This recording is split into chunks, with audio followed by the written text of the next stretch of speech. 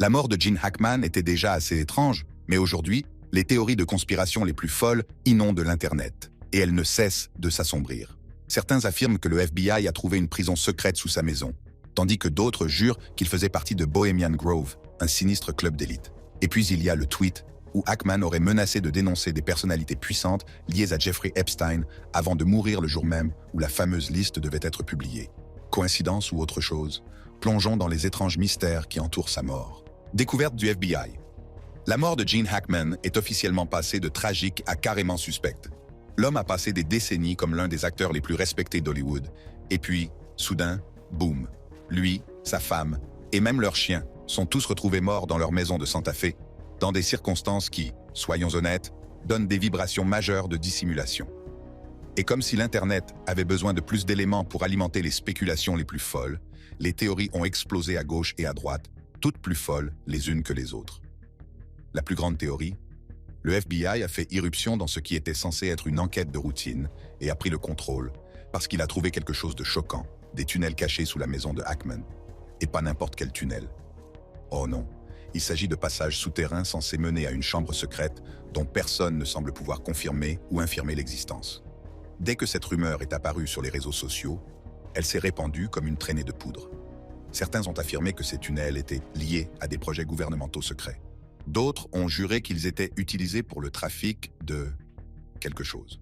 Et puis, bien sûr, les conspirationnistes les plus convaincus ont commencé à parler d'expériences de contrôle mental et de bases d'opérations secrètes. Le plus étrange? L'implication soudaine du FBI était bien réelle. La police locale s'est occupée de l'affaire pendant 1 minute et l'instant d'après, les autorités fédérales ont tout arrêté. C'est la partie qui fait grincer des dents. Pourquoi le FBI s'intéresserait-il à la mort d'un acteur âgé, à moins qu'il ne s'agisse d'une affaire bien plus importante? Certains prétendent que Hackman s'était embarqué dans quelque chose de plus profond que la vieillesse et la malchance. Et s'il y avait vraiment des tunnels, qu'y avait-il exactement? Aucun rapport officiel n'a confirmé quoi que ce soit, mais cela n'a jamais empêché les gens de combler les lacunes. Et puis il y a le lien avec Bohemian Grove.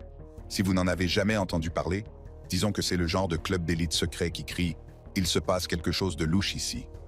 Hackman was rumored to be involved for years, attending those bizarre invite-only gatherings, where the world's most powerful men supposedly perform strange rituals and make deals behind closed doors.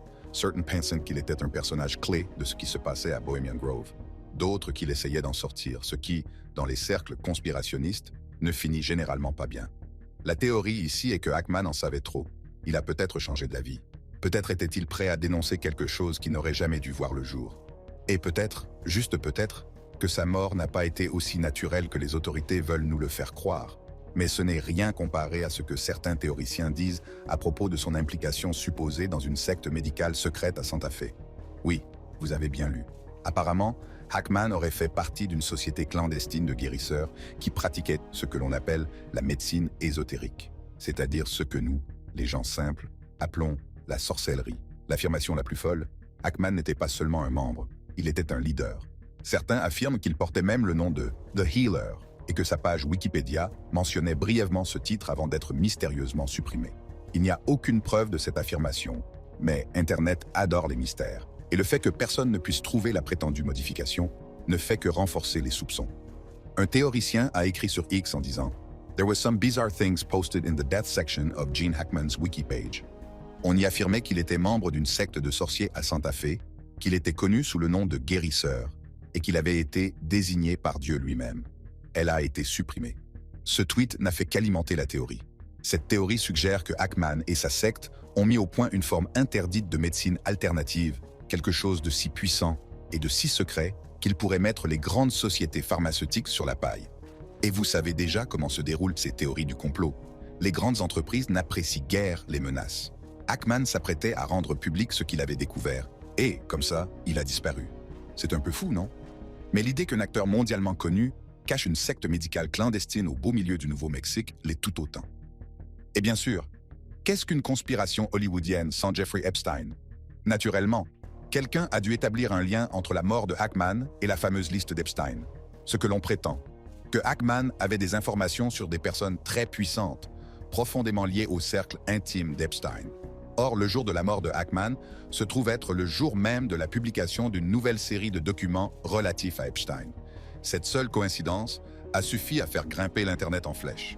Autre coïncidence que beaucoup ne pouvaient ignorer, Ackman avait passé de nombreuses années dans sa maison de Santa Fe, située à quelques kilomètres du ranch Zorro d'Epstein, un lieu lié à de nombreuses activités illégales menées par Jeffrey Epstein et ses associés. La théorie suggère que Ackman avait des preuves, qu'il avait peut-être vu ou entendu des choses, ou qu'il avait des liens personnels avec des personnes qui étaient sur le point de tomber. Certains insistent même sur le fait qu'il avait quelque chose sur Bill Clinton, parce que, soyons honnêtes, s'il y a une théorie du complot en Amérique, lui et sa femme, Hillary Clinton, vont être impliqués d'une manière ou d'une autre. Un faux message a même circulé sur Twitter, censé provenir de Ackman lui-même, dans lequel il laissait entendre qu'il détenait des informations susceptibles de mettre en prison des associés de Jeffrey Epstein. Le message se lisait comme suit. « Je suis prêt à corroborer tout ce qui figure sur la liste des clients d'Epstein et à mettre Bill Clinton et d'autres en prison, si c'est la dernière chose que je fais. » Bien sûr, il n'y a aucun moyen de vérifier la légitimité de ce message, car, selon la chronologie de sa mort, Ackman était décédé plusieurs semaines avant que ce message ne soit publié. Mais ce fait n'empêchera jamais les théoriciens du complot de s'en emparer. Enfin, il y a la théorie de l'ombre des services secrets. Cette théorie suggère que l'isolement de Ackman au cours de ces dernières années n'était pas seulement dû au vieillissement ou à la retraite, mais aussi au fait qu'il était surveillé. Des rumeurs selon lesquelles des agences de renseignement le surveillaient circulent depuis un certain temps, et sa mort soudaine n'a fait qu'ajouter de l'huile sur le feu. L'idée est qu'il était devenu, d'une manière ou d'une autre, une personne d'intérêt, peut-être en raison des relations qu'il avait nouées au cours de sa carrière hollywoodienne ou des informations qu'il avait obtenues par hasard. Pensez-y, Ackman était dans l'industrie depuis des décennies. Il avait travaillé avec certaines des personnes les plus puissantes du monde, avait accès à des lieux et à des conversations dont la plupart d'entre nous ne pouvaient que rêver. Et puis, vers la fin de sa vie, il a complètement disparu des yeux du public. Il n'a pas donné d'interview, il n'a pas fait d'apparition. Et, à part quelques apparitions occasionnelles à l'épicerie, il aurait tout aussi bien pu disparaître. Et si ce n'était pas seulement un choix personnel? Et si quelqu'un s'assurait qu'il reste silencieux? Et si, au bout du compte, cela ne suffisait toujours pas? Qu'est-il réellement arrivé à Gene Hackman?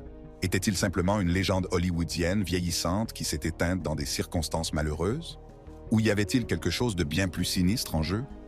L'implication du FBI, les chuchotements de tunnels cachés, les rumeurs de culte, les liens avec Epstein et l'idée qu'il était surveillé, tout cela dépeint un tableau qui est presque trop fou pour être cru. Mais en même temps, Hollywood n'a jamais manqué de secrets, et la mort de Ackman n'a fait qu'ajouter une nouvelle couche de mystère à une industrie déjà étrange. Personne ne sait si nous obtiendrons un jour de vraies réponses. Mais une chose est sûre, l'héritage de Gene Hackman ne se limite plus au film. Il s'agit de l'un des mystères les plus étranges et les plus effrayants qu'Hollywood ait connu depuis longtemps. Et tant que les gens continueront à creuser, vous savez que les théories ne s'arrêteront pas de sitôt. La mort de Gene Hackman est l'enquête.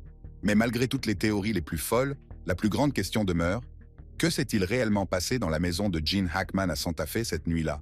Les rapports officiels racontent une histoire, mais les détails suggèrent quelque chose de bien plus étrange. Quelque chose qui a fait sourciller même les observateurs les plus sceptiques. En effet, les circonstances entourant la mort de Gene Hackman, celles de sa femme et même celles du chien ne concordent pas. Tout d'abord, la façon dont ils ont été découverts a déjà ouvert la voie à la spéculation. Un agent d'entretien inquiet s'était approché de la résidence des Hackman, remarquant que la porte d'entrée était légèrement entr'ouverte, un détail curieux qui allait bientôt dévoiler une scène tragique.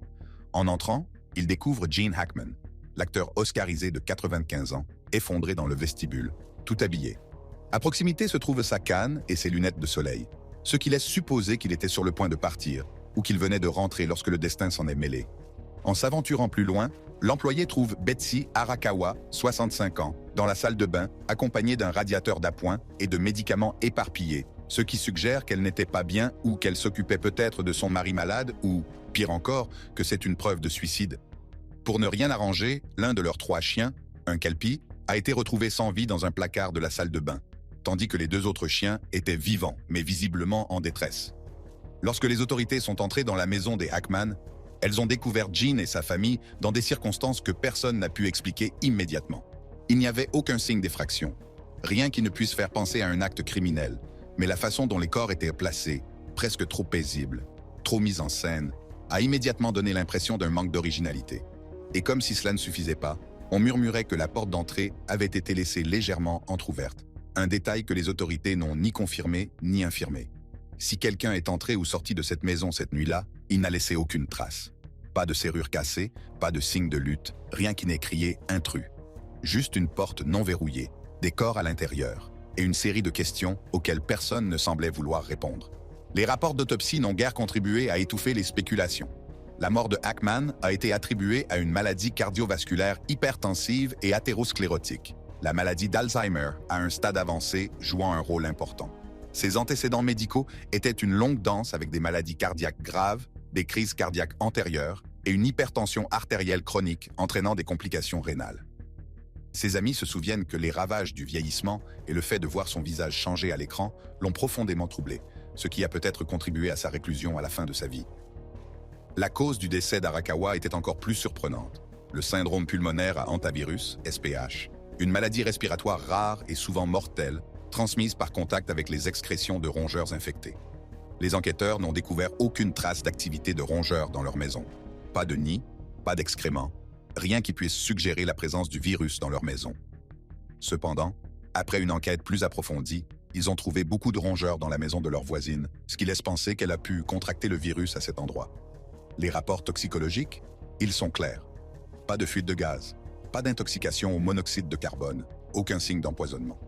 La chronologie est particulièrement obsédante. La décomposition indique qu'elle était morte depuis environ une semaine avant le décès de Ackman. Et qu'en est-il de Gene? L'homme avait 94 ans et était très fragile. Même s'il était encore actif, il avait besoin de beaucoup d'aide pour vivre sa journée. Il est donc possible que la mort prématurée de Gene ait affecté sa santé et qu'il soit décédé peu de temps après. Cependant, les lacunes dans leur décès soulèvent des questions troublantes sur la conscience et l'état cognitif de Ackman pendant cette période, surtout si l'on considère qu'il est atteint d'Alzheimer à un stade avancé. Certains se demandent pourquoi il n'a pas appelé à l'aide lorsqu'il a vu sa femme gisant sur le sol sans réaction. D'aucuns supposent que son état de santé a pu l'empêcher de prendre conscience de la gravité de la situation ou même de constater la mort de sa femme. La présence de médicaments sur ordonnance, notamment des pilules pour la thyroïde et la tension artérielle trouvée près du corps d'Arakawa, suggère qu'elle aurait tenté de gérer sa santé ou d'aider Ackman en cas de crise. Et n'oublions pas le chien. Les Ackman avaient eu 3 chiens, mais un seul est mort cette nuit-là. Pas de cause claire, pas d'explication, juste mort. Quelles sont les chances? S'il s'agissait d'une fuite de gaz, tous les chiens n'auraient-ils pas été touchés? S'il s'agissait d'un empoisonnement, tous les humains n'auraient-ils pas montré des signes?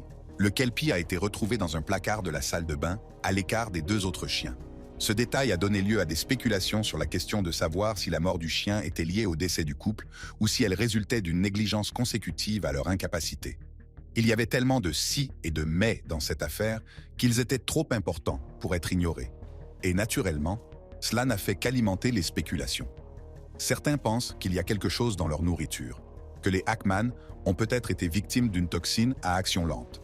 D'autres ont suggéré un agent pathogène, quelque chose qui n'affecte que certaines personnes et certains animaux, quelque chose d'artificiel. Les rapports toxicologiques concernant le chien n'ont pas été rendus publics, ce qui laisse place à d'autres questions. D'autre part, avant sa mort, Ackman s'était déjà retiré de la scène publique.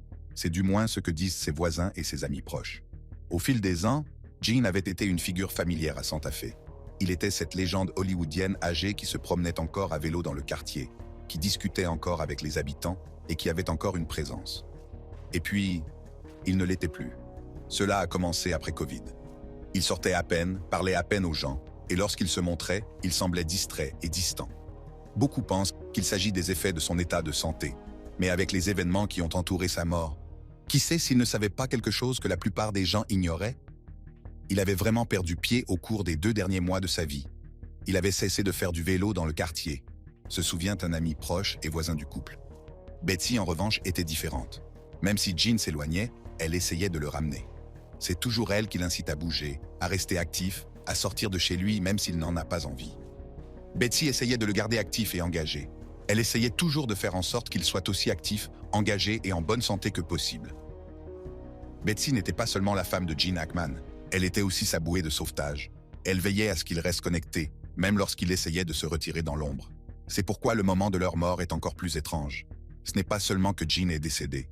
Ce n'est pas seulement que Betsy soit morte avant lui.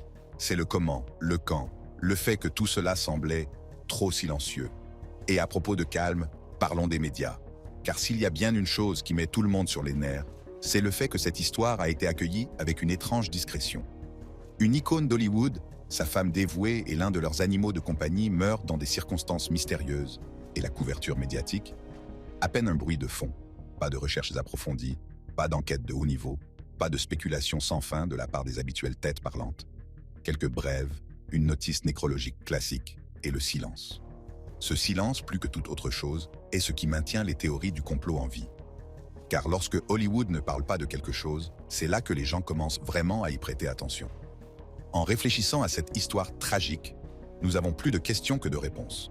Comment un couple, qui incarnait autrefois la vitalité et la grâce, a-t-il pu connaître des destins aussi mystérieux et disparates? S'agit-il simplement de la main cruelle du hasard, ou existe-t-il un récit invisible qui se cache sous la surface? Alors que l'enquête se poursuit, l'industrie du divertissement se penche sur d'autres cas célèbres où des personnalités hollywoodiennes ont connu une fin prématurée et mystérieuse. Des décès qui, à l'instar de celui de Hackman, ont laissé plus de questions que de réponses.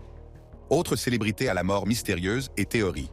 L'une des plus célèbres de ces morts mystérieuses est celle de Brittany Murphy, qui à ce jour reste l'un des mystères les plus énigmatiques d'Hollywood.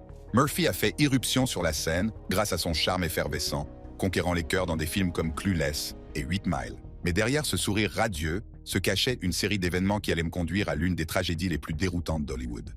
Le 20 décembre 2009, le monde entier a été stupéfait par la nouvelle de la mort soudaine de Murphy, à l'âge de 32 ans.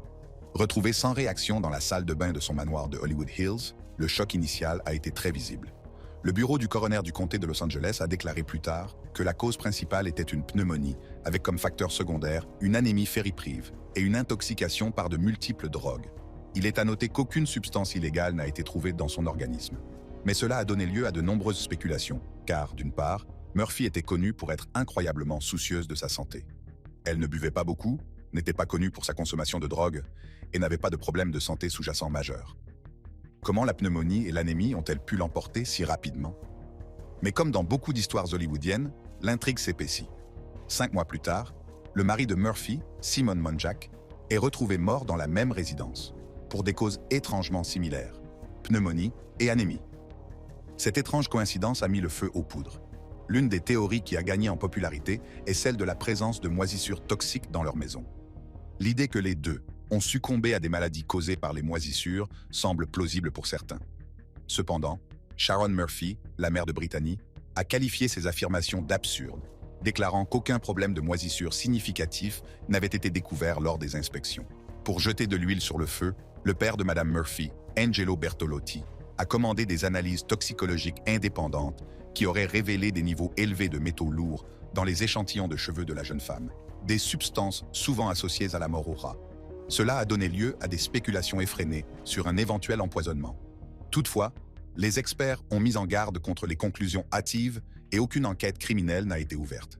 Derrière les portes closes, la vie personnelle de Murphy était complexe. Ses amis et collègues ont décrit Monjack comme un homme contrôlant, alléguant qu'il l'avait isolé de son réseau de soutien et qu'il avait géré sa carrière et ses finances avec une compétence douteuse.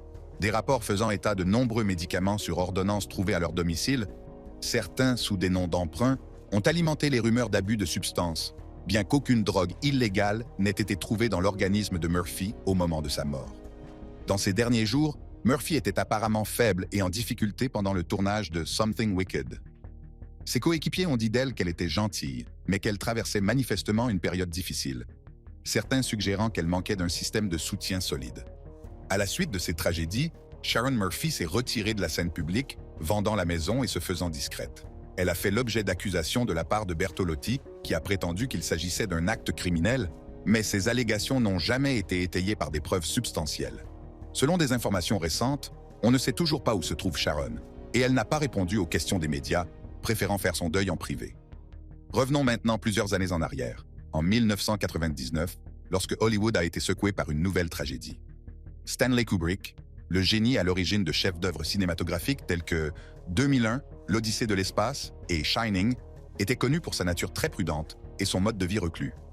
Sa mort soudaine en 1999, quelques jours seulement après avoir présenté le montage final de Eyes Wide Shut, a fait l'objet de nombreuses spéculations et théories de la conspiration.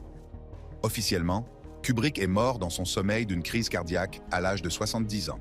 Cependant, le moment et la nature de sa mort ont conduit certains à spéculer sur des causes plus sinistres. Une théorie suggère que Kubrick a été assassiné par une société secrète préoccupés par le fait que Eyes Wide Shut a révélé leur rituel clandestin. Les partisans de cette théorie pensent que les membres de la société ont provoqué la crise cardiaque de Kubrick et ont ensuite modifié le film pour en dissimuler le contenu sensible. Une autre théorie met en cause la CIA, alléguant que le film Orange Mécanique de Kubrick a dévoilé des aspects du programme MKUltra de contrôle de l'esprit de l'agence. Selon cette hypothèse, la CIA aurait orchestré la mort de Kubrick pour le punir d'avoir révélé ses opérations secrètes. Les Illuminati occupent également une place importante dans les théories entourant la mort de Kubrick. Certains prétendent qu'il était soit un membre qui tentait de divulguer leurs secrets, soit un adversaire à éliminer. Le film Eyes Wide Shut, qui dépeint des sociétés secrètes et des rituels exagérés, est souvent cité comme preuve des connaissances d'initiés de Kubrick et de son assassinat présumé pour empêcher de nouvelles révélations. En outre, certains théoriciens de la conspiration affirment que la mort de Kubrick est liée à son implication supposée dans la falsification de l'alunissage d'Apollo. Ils affirment que son film 2001, L'Odyssée de l'espace, a servi de terrain d'essai pour les techniques utilisées pour fabriquer les images de l'alunissage et que sa mort soudaine a été orchestrée pour s'assurer de son silence. Malgré le large éventail de théories, aucune preuve crédible n'est venue étayer les allégations d'actes criminels dans la mort de Kubrick.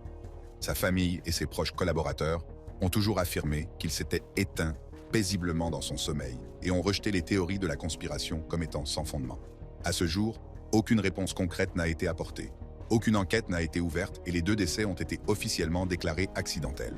Mais comme dans le cas de Brittany Murphy, la mort de Stanley Kubrick continue de hanter Hollywood, laissant derrière elle une traînée de questions sans réponse et de coïncidences étranges. Si Hollywood nous a appris quelque chose, c'est que la vérité n'est pas toujours ce qu'elle semble être. David Carradine et Marilyn Monroe étaient tous 2 des figures bien aimées du monde du spectacle. Mais leurs derniers instants ont été entourés de mystères, de circonstances étranges et de rapports officiels qui n'ont guère contribué à apaiser les soupçons du public. David Carradine, l'acteur qui a incarné Kwai Chang Caine dans la série télévisée Kung Fu dans les années 70 et qui a ensuite joué dans les films Kill Bill de Quentin Tarantino, n'était pas étranger au feu de la rampe. Mais en 2009, son nom a été associé à un mystère qui n'a rien à envier au scénario hollywoodien. Le 4 juin 2009, Carradine a été retrouvé mort dans sa chambre d'hôtel à Bangkok. L'acteur de 72 ans était en Thaïlande pour le tournage d'un nouveau film, et sa mort soudaine a provoqué une onde de choc dans l'industrie du divertissement. Les autorités thaïlandaises ont découvert le corps de Carradine pendu dans un placard, nu, avec des cordes autour du cou, des poignets et des parties génitales. Les premiers rapports font état d'un suicide, mais les circonstances particulières ont donné lieu à d'autres théories. Un pathologiste privé, le docteur Michael Baden, qui a procédé à une seconde autopsie, a déclaré que la mort de Carradine était due à une asphyxie. Toutefois, il n'a pas été en mesure de déterminer avec certitude s'il s'agissait d'un accident ou d'un homicide. La présence de liens suggère la possibilité d'une asphyxie auto-érotique, une pratique selon laquelle les individus atteignent une excitation sexuelle accrue en privant temporairement le cerveau d'oxygène. Cette théorie a gagné en popularité, bien qu'elle n'ait jamais été confirmée. Ses amis et sa famille ont rapidement rejeté la thèse du suicide. Son ex-femme, Marina Anderson, a affirmé que la mort de Carradine n'était pas accidentelle et a suggéré un acte criminel, bien qu'aucune preuve substantielle n'ait étayé cette affirmation. L'absence d'images de surveillance et la façon dont les autorités thaïlandaises ont mené l'enquête ont laissé de nombreuses questions sans réponse. La frénésie médiatique s'est intensifiée lorsqu'un journal thaïlandais a publié une photo graphique de la scène de la mort de Carradine, qui aurait été divulguée par l'équipe médico-légale. Cette violation de la vie privée a ajouté une nouvelle couche de controverse, alimentant les théories du complot et les spéculations du public. En fin de compte, la mort de Carradine a été officiellement déclarée accidentelle. Cependant, les circonstances étranges continuent de laisser perplexes les fans et les biographes, assurant que le dernier acte de l'acteur reste couvert de mystère. Aujourd'hui encore, la mort de Carradine reste l'une des affaires les plus déroutantes d'Hollywood, une affaire qui a laissé plus de questions que de réponses. Et puis il y a Marilyn Monroe, la quintessence de l'icône hollywoodienne, qui a captivé le monde par sa beauté, son charisme et sa vulnérabilité. Mais sa mort prématurée en 1962 est devenue l'un des sujets les plus débattus de l'histoire de la culture pop, donnant lieu à d'innombrables théories du complot qui perdurent encore aujourd'hui. Le 5 août 1962, Monroe est retrouvée morte dans sa maison de Brentwood à l'âge de 36 ans. La cause officielle est une overdose de barbiturique et son décès est considéré comme un suicide probable. Cependant, les circonstances entourant sa mort ont donné lieu à de nombreuses théories alternatives. Une théorie importante suggère que Monroe a été assassinée par la CIA. Selon cette théorie, les liaisons qu'elle aurait eues avec le président John F. Kennedy et son frère, Robert Kennedy, aurait fait d'elle un boulet. Elle aurait possédé des informations sensibles susceptibles de mettre en péril la sécurité nationale, ce qui aurait conduit la CIA à orchestrer sa mort pour protéger l'administration Kennedy. Une autre théorie met en cause la mafia. Certains pensent que le chef de la mafia, Sam Giancana, a ordonné l'assassinat de Monroe pour envoyer un message aux Kennedy, avec lesquels il entretenait des relations conflictuelles. Cette théorie suggère que la mort de Monroe était un mouvement stratégique dans un jeu de pouvoir plus large entre le crime organisé et l'élite politique.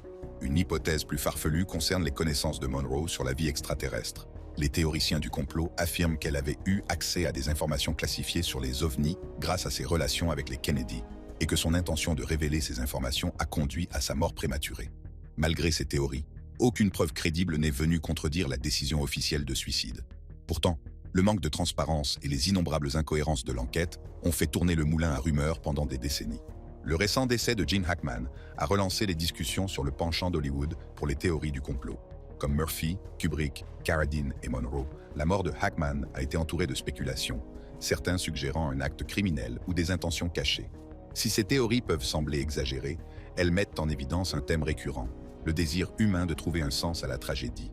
Les événements improbables qui ont entouré ces décès soulignent la nécessité de mener des enquêtes approfondies et transparentes. Ce n'est qu'en faisant la lumière sur les faits que nous pourrons empêcher la prolifération d'histoires infondées. Gene Hackman, tout comme Brittany Murphy, Stanley Kubrick, David Carradine et Marilyn Monroe, étaient des personnes remarquables qui ont laissé une marque indélébile sur l'industrie du divertissement. Leur mort mystérieuse n'a fait qu'ajouter à leur légende, mais c'est leur héritage durable qui continue d'inspirer et de captiver le public du monde entier. Vous avez apprécié cette vidéo? Cliquez sur l'une des cartes affichées sur votre écran en ce moment même pour accéder à un contenu similaire. Nous vous remercions.